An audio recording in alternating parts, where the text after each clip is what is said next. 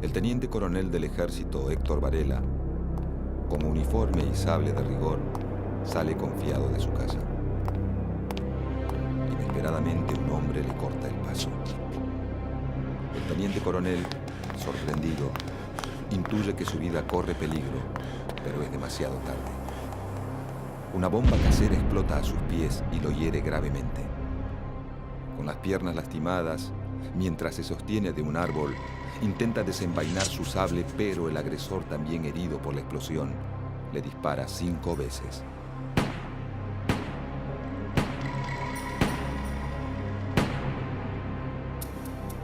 El laureado teniente coronel del ejército, Héctor Varela, muere.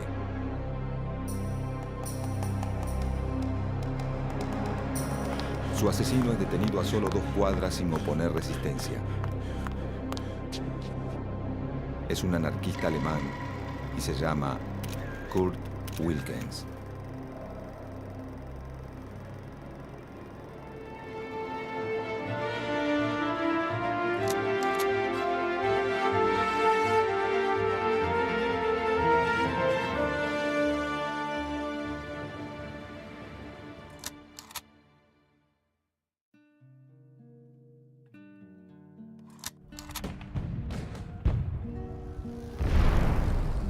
La Primera Guerra Mundial, desatada en 1914, provoca un fuerte impacto en la economía argentina, dado que Gran Bretaña, Francia, Bélgica y Alemania, sus principales socios comerciales, forman parte del conflicto internacional.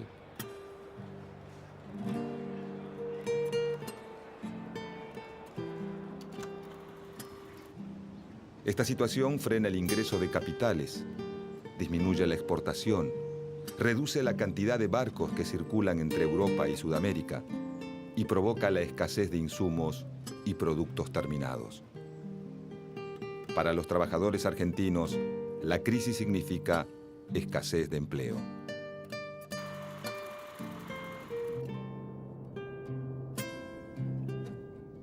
En 1917, el 20% de la población activa está desocupada.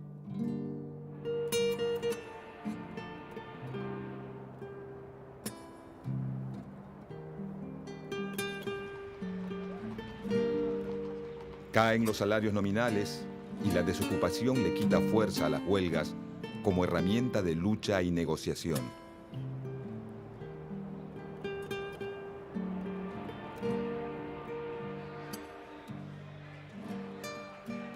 Al finalizar la guerra, comienza la recuperación económica.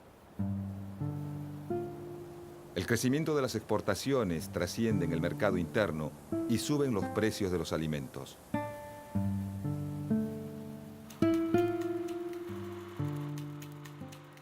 Al mismo tiempo aumenta la demanda de mano de obra y esto mejora la posición de los trabajadores que comienzan a reclamar mejores salarios.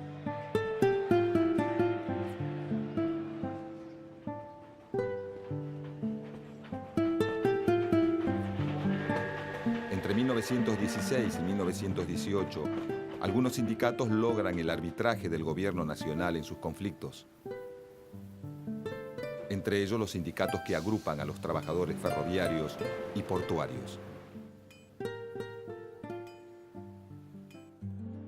El gobierno de Hipólito Yrigoyen es el primero en intervenir en las negociaciones de salarios entre sindicatos y empleadores. Esta situación fortalece la posición de sindicatos de larga trayectoria, como la Fraternidad de Maquinistas, creada en 1887, y de otros más recientes, como la Federación Obrera Marítima y la Federación Obrera Ferrocarrilera, surgidas en la década de 1910. Su capacidad de frenar el transporte en momentos clave les permite obtener, muy tempranamente, conquistas salariales, de condiciones de trabajo e incluso de seguridad social.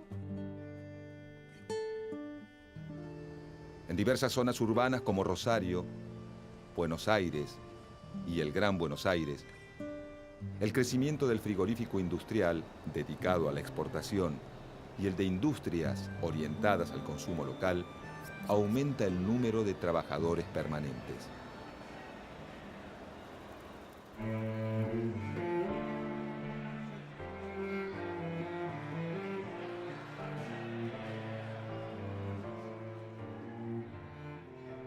La crítica situación generada por la guerra crea en estas industrias una serie de conflictos que fortalecen su organización sindical.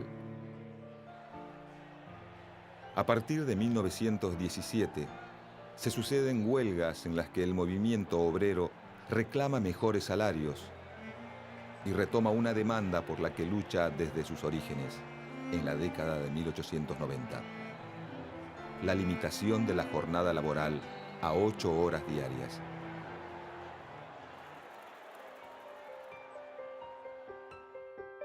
Con el acceso al Parlamento de legisladores del Partido Socialista, se elaboran las primeras leyes obreras.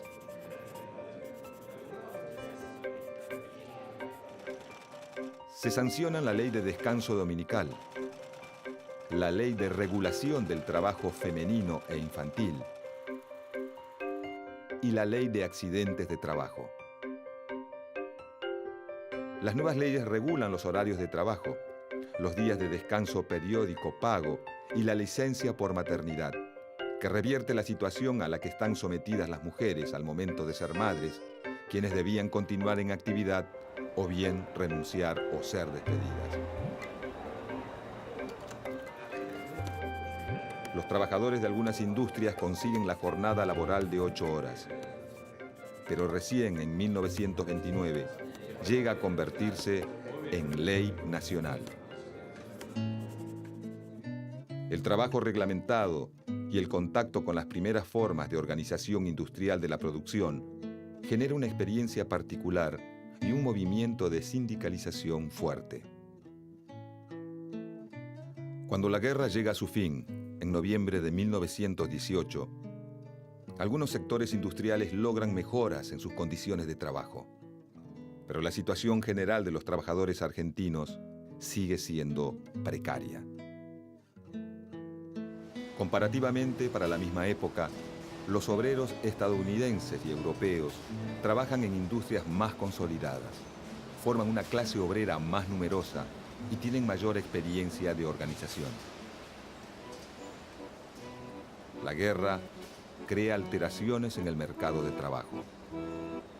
Los puestos que los hombres dejan vacantes son ocupados por las mujeres. En la posguerra, se satura el mercado laboral y aumenta la desocupación. Estados Unidos es uno de los países triunfadores menos afectados por la guerra. Si bien sufre en 1921 una breve crisis financiera, pasado este momento inicia un período de fuerte crecimiento. Con el nuevo panorama de posguerra, comienza la recuperación de los fletes y el aumento en la demanda de alimentos y materias primas para la reconstrucción de las economías europeas. Además, se reactivan las exportaciones y los intercambios.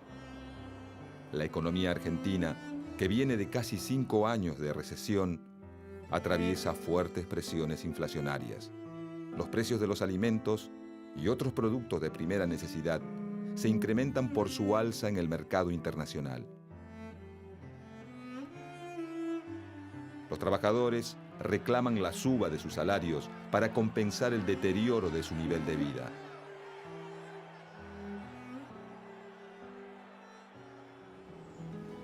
Con la llegada de la primavera en 1918 y el comienzo de la temporada de cosecha, en el campo pampeano se produce un aumento de la demanda laboral y una migración de obreros que se trasladan de la ciudad al campo en busca de empleo.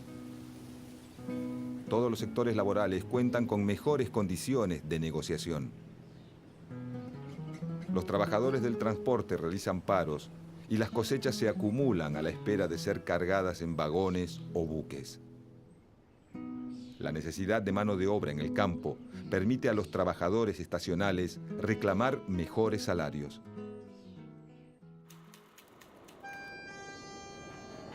La migración de la ciudad al campo mejora la posición negociadora de los trabajadores urbanos. el gobierno de Hipólito Yrigoyen inicia una nueva forma de vinculación con los obreros a través de la mediación en los conflictos laborales, aunque está lejos de apoyar a todos los trabajadores. Los más beneficiados son los nucleados en organizaciones de tendencia sindicalista, pertenecientes a los sectores más fuertes de la economía, como los ferroviarios o los portuarios. Los sindicatos cercanos al Partido Socialista, principal competidor electoral del radicalismo, reciben menos apoyo. Y ningún tipo de beneficio los anarquistas, que no están dispuestos por principio a negociar con el Estado. Ante esta realidad, en diciembre de 1918, los obreros metalúrgicos de los talleres Bacena inician una huelga.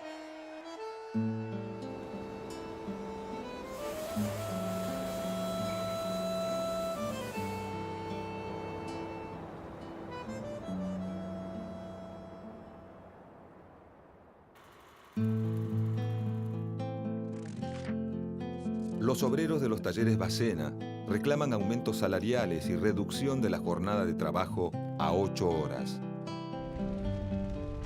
Los primeros días de enero de 1919, la empresa fragmenta la unidad de los huelguistas y consigue que varios empleados se reincorporen al trabajo. El 7 de enero, algunos de los obreros reincorporados a Bacena salen con las camionetas de la empresa desde los talleres ubicados en Cochabamba y La Rioja, en el barrio de San Cristóbal, en Buenos Aires, y se dirigen a buscar materias primas en el depósito situado en las calles Pepirí y Santo Domingo, en el barrio de Parque Patricios. Al llegar a Pepirí y Alcorta, un piquete los exhorta para que abandonen el trabajo.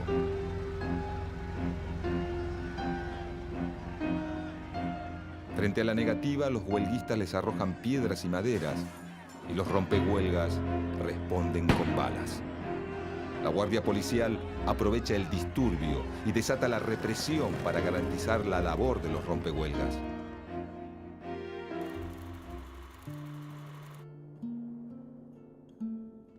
El enfrentamiento deja 3 heridos en las fuerzas represivas y entre los obreros 4 muertos y 30 heridos, algunos de los cuales fallecen más tarde.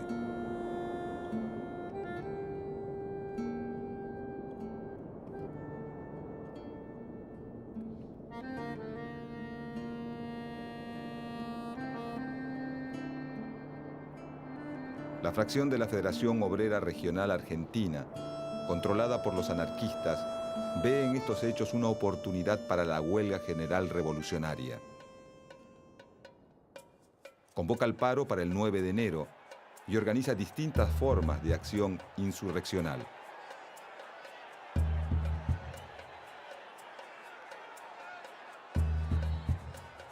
El núcleo sindicalista de la Federación en un primer momento se pliega a la huelga, pero más tarde la levanta y junto al Partido Socialista buscan agotar las vías de negociación explotando su llegada al gobierno nacional.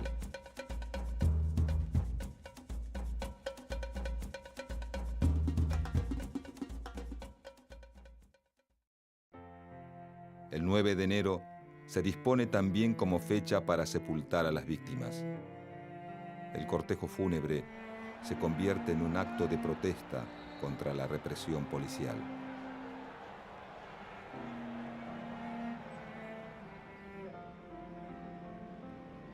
Desde el barrio de Nueva Pompeya y hasta Chacarita se producen choques con la policía.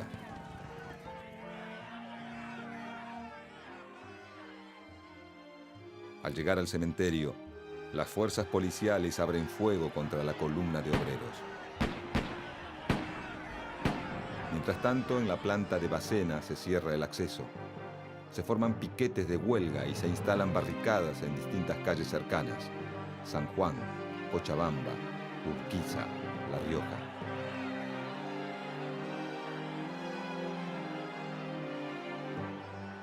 La prensa oficial anuncia que los obreros muertos suman 40. La prensa obrera cuenta un centenar y más del doble de heridos.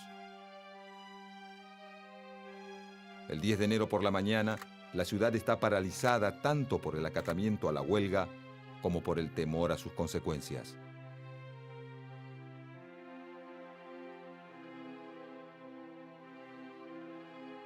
Los enfrentamientos, choques, piquetes y barricadas se multiplican en los barrios obreros de Once, San Cristóbal, Parque Patricios y Boedo. El general de Lepián, a cargo de la guarnición de Campo de Mayo, moviliza las tropas hacia la ciudad en espera de que el presidente Hipólito Yrigoyen le dé al ejército la orden de reprimir. Luego de unas horas de incertidumbre, que algunos entienden como vacilaciones del presidente y otros como un intento de golpe de Estado, Yrigoyen ordena la intervención militar en la ciudad de Buenos Aires y designa a de Lepián a cargo de la operación.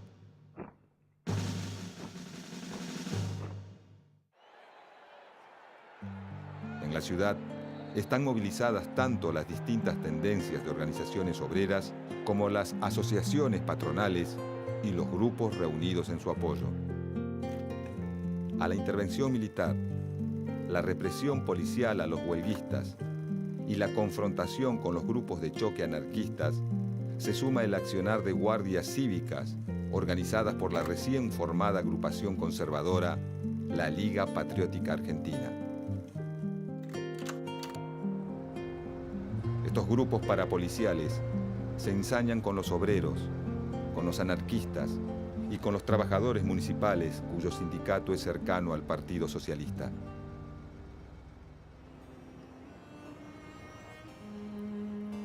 Las fuerzas represoras despliegan sus ataques, particularmente en los barrios donde se concentra la colectividad judía, como Once y Villa Crespo, por considerarlos rusos y por eso sospechosos de revolucionarios.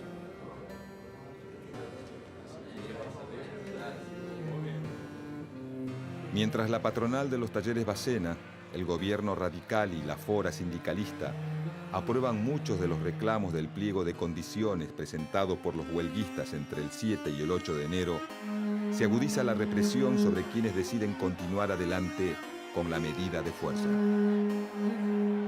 Alrededor de 2.000 trabajadores, dirigentes y militantes de distintos grupos son detenidos.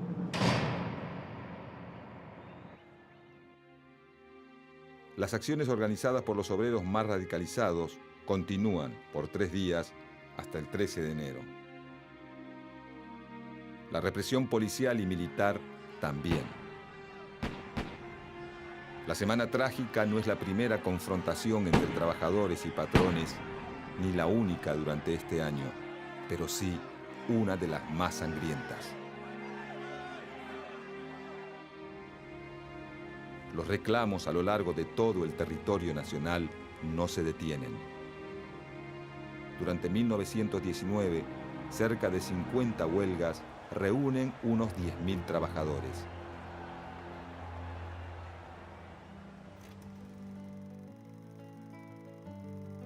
Los conflictos no se limitan al sector del transporte ni al urbano. Emergen también las huelgas entre los asalariados del sector rural. En la región chaqueña se desata un conflicto en La Forestal, una empresa de capital británico dedicada a la explotación de bosques de quebracho. La compañía controla los ferrocarriles y la totalidad de los inmuebles en los pueblos fundados en torno a los obrajes, aserraderos y fábricas de tanino. Su vasto territorio comprende el norte de Santa Fe, buena parte del Chaco y algunas zonas de Salta y Corrientes. La explotación de los obreros y contratistas es brutal.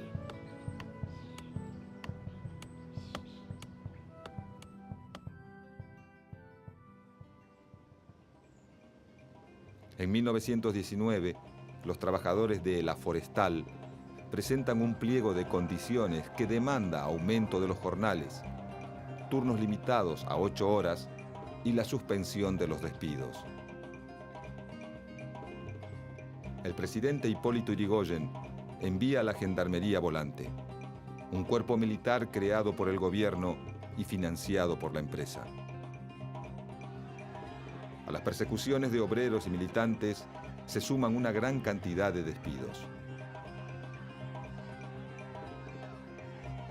Crean listas negras, deportan a los trabajadores e incendian muchas de sus casas y sedes sindicales. El conflicto en la forestal finaliza, pero los obreros no consiguen ninguna de las mejoras exigidas. Para inicios de la década de los 20, el reajuste de las economías europeas provoca una crisis financiera en la Argentina. Las organizaciones obreras reaccionan con medidas de fuerza y el gobierno de Irigoyen vuelve a reprimir. En la región pampeana, los trabajadores rurales se organizan una vez más para conseguir mejores salarios. Se producen huelgas en la zona cerealera del norte de la provincia de Buenos Aires, sur de Santa Fe, Córdoba y la zona triguera en torno a Tres Arroyos. La escalada de la protesta obrera se da también entre los trabajadores de las estancias ovejeras en Santa Cruz, donde hacia fines de 1920 se inicia un nuevo conflicto. Los trabajadores rurales se organizan y exigen a sus patrones mejores condiciones de trabajo. La represión policial contra los delegados sindicales es feroz. Lejos de doblegar la protesta, la resistencia obrera se intensifica. El presidente Irigoyen envía al teniente coronel Varela a parlamentar. Los obreros aceptan la mediación, deponen las armas y entregan a los rehenes. El conflicto parece haber llegado a su fin y Varela regresa a Buenos Aires. Pero en la Patagonia, la continua represión por parte de la Liga Patriótica generan malestar entre muchos de los trabajadores.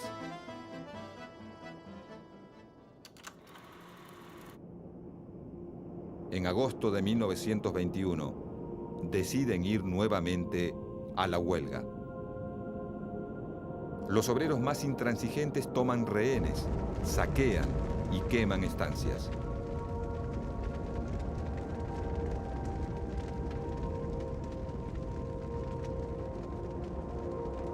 El gobierno nacional califica sus acciones de subversión armada y bajo el imperio de la ley marcial Irigoyen envía a Varela, esta vez al mando de las tropas regulares del ejército, la policía territoriana y la Liga Patriótica para terminar con la insurrección.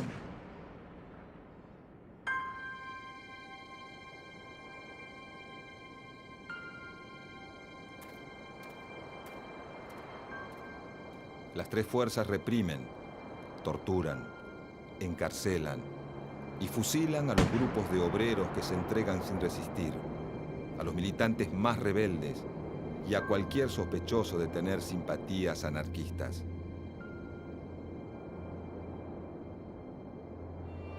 La represión finaliza por pedido de los terratenientes que temen quedarse sin mano de obra. El gobierno recibe con honores al teniente coronel Varela, responsable de las acciones en la llamada Patagonia Trágica, con más de 1.500 obreros muertos y 600 detenidos y torturados. Quienes quedan en libertad sufren como represalia la reducción de sus salarios en un 50%. Hacia 1922, la recuperación de la economía argentina apoyada en la mejora del mercado internacional reduce las tensiones. Aumenta la demanda de trabajo y se recupera el flujo inmigratorio para mano de obra perdido a principios de siglo. Los sindicatos, para conseguir mejoras laborales, cambian de estrategia y despliegan tácticas de negociación más que de confrontación.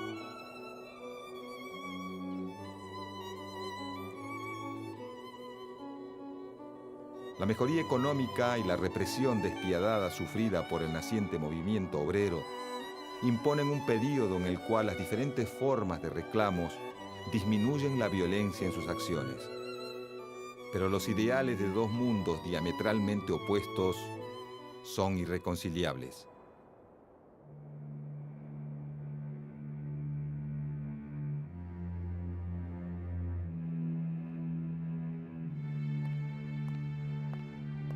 El teniente coronel del ejército, Héctor Varela, sale confiado de su casa. Inesperadamente, un hombre le corta el paso y le arroja una bomba casera que explota a sus pies y lo hiere gravemente. Con las piernas lastimadas, mientras se sostiene de un árbol, intenta desenvainar su sable. Pero el agresor, también herido por la explosión, le dispara 5 veces.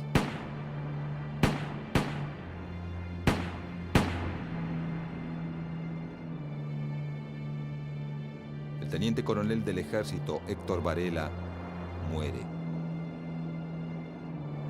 El asesino, un anarquista alemán llamado Kurt Wilkens, es detenido a solo 2 cuadras sin oponer resistencia y declara: pueden matarme. He vengado a mis hermanos. 8 meses después, Varela es honrado con una placa. Los británicos residentes en el territorio de Santa Cruz, a la memoria del teniente coronel Varela, ejemplo de honor y disciplina en el cumplimiento de su deber. La semana trágica marca el fin de la estrategia insurreccional en el movimiento obrero, el debilitamiento del anarquismo, la consolidación de las estrategias sindicalistas y el surgimiento de una derecha militante y agresiva. Esta nueva derecha utiliza organizaciones parapoliciales como el objetivo de reprimir a un movimiento obrero al que acusa de estar inspirado en influencias consideradas nocivas, bolcheviques y anarquistas. Los conflictos desatados entre 1919 y 1922 afectan a trabajadores de todo el país, tanto a los urbanos de Buenos Aires y Rosario, como a los rurales de la región pampeana, del Chaco y la Patagonia. La oleada de conflictividad de esos años es el resultado de los efectos que la coyuntura internacional creada por la Gran Guerra tiene sobre la estructura de la economía nacional. El accionar represivo del Estado y de los grupos parapoliciales logra limitar la movilización. La recuperación económica reduce las tensiones sociales y las estrategias del movimiento obrero se reorientan hacia la búsqueda de canales de negociación con los patrones y hacia el amparo estatal. A fines de la década de los 20, la aparición de nuevas crisis reabrirá muchas de las tensiones experimentadas por el movimiento obrero argentino.